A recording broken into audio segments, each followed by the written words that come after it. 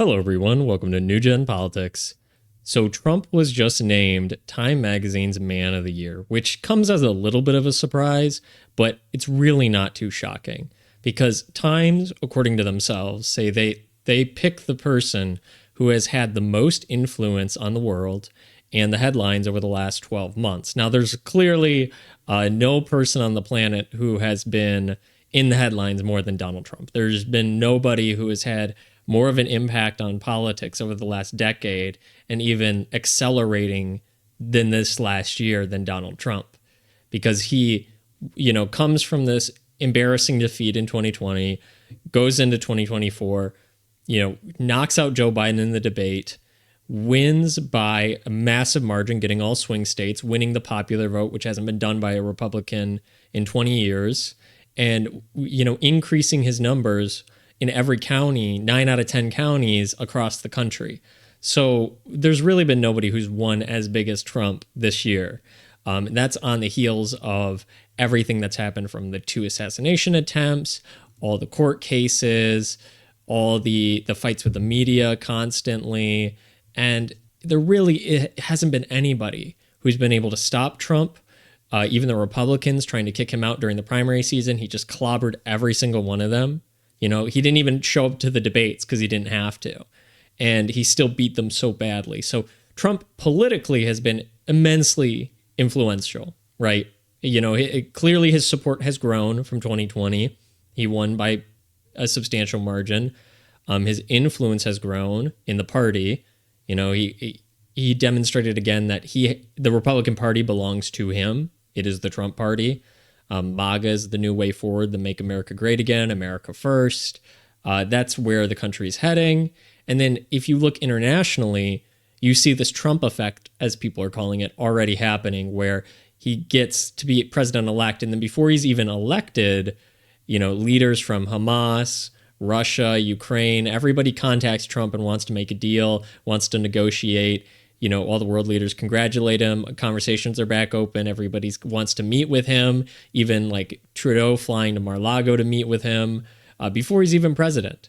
And then, so the Trump effect, again, another massive indication that Trump has so much political and social influence that he really is the man of the year. So I think this is kind of interesting. And they say they pick the person for better or worse. So love him or hate him, it's hard to deny that Trump has been, the number one person in the media this past year. It's really hard to deny that fact. So I think this is kind of a great win for the Trump legacy, just how influential a person he is, and how, despite people thinking he's going to diminish, his movement was going to diminish, especially after 2020, he's just come back stronger than ever before. And it just goes to show that you never quite know what's going to happen when everything's said and done. You never quite know who's going to return to the stage, how the end of the story is going to go. And clearly we're in the end stages of the Trump, dynasty, as you would say, the Trump legacy. He's got 4 more years to be president, and he's got, he's going to wrap up a lot of the things he wanted to start. But in terms of this America movement, which he started by, ripping open the doors to the RNC and saying, I'm in charge now, right? That movement is going to continue with or without him, because he's going to retire and then be, very old. So, he's going to have to take a step back clearly, but the influence of the man will persist. And I think that's something that needs to be recognized and acknowledged. And I'm glad that Times is actually acknowledging it, that he's just an influential figure through and through. Now, what will this influence do? Well, it will create, opportunities for those who align with him to be more vocal about their positions, which are this populist nationalist movement that just was not there, prior to him for the last 20 years or more. But it'll also create opportunities for the opposition who see the chaotic nature of the Republican Party currently and the Democratic Party currently, and just the state of politics in general, and then also international relations in general, to kind of create new movements, to kind of find gaps in these ideologies and push their own agenda. It gives the opposition more power to say that, like, this Trump thing is not going away, and therefore we need to combat it in a way that we haven't done before, because clearly whatever the Democrats decided to do in 2024 did not work whatsoever. They lost, as Trump would say, bigly. So they got to go back to the drawing board, and that creates opportunities for younger people to say, hey, look, these policies are outdated. A lot of the stuff that Trump ran on is actually, the problem identification we can agree on. Everything's expensive. Safety's important. The world's on the brink of war. We can take those policies and say, not just ignore them like the Democrat Party currently and saying they don't exist, they're not real, but you can say, hey, the identification of the Republicans is true. However, our solutions are different.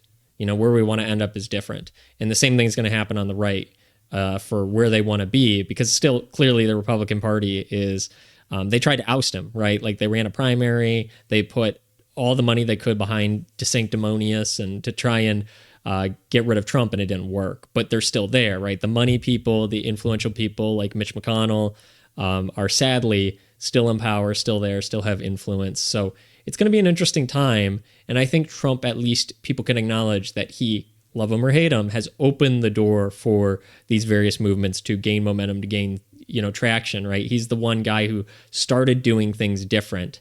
And that gives everybody else the opportunity to start doing things different, to break away from their parties, to break away from their lockstep ideologies, and maybe even find some common ground, or at least, like I said, with the problem identification, generationally, that's much easier to do, because when you're in the same generation, you are affected more across the board by issues generation by generation. Like young people care a lot more that housing prices are very expensive versus, older people where they're like, oh my gosh, my house is worth so much, I get to sell it for so much. So there's big differences there. And I think that's going to kind of create interesting coalitions as we go along. But all this to say, they made a good choice. Trump remains influential. He'll be massively influential for the next 4 years as the most powerful man on the planet. And we'll just have to see what he does with that, because that power, that influence can be wielded in good ways. It can be wielded in bad ways. But regardless, everyone's going to be watching what he does, this man of the year. So that's my thoughts on this. Let me know what you think. If there's any other candidates you thought should have been picked.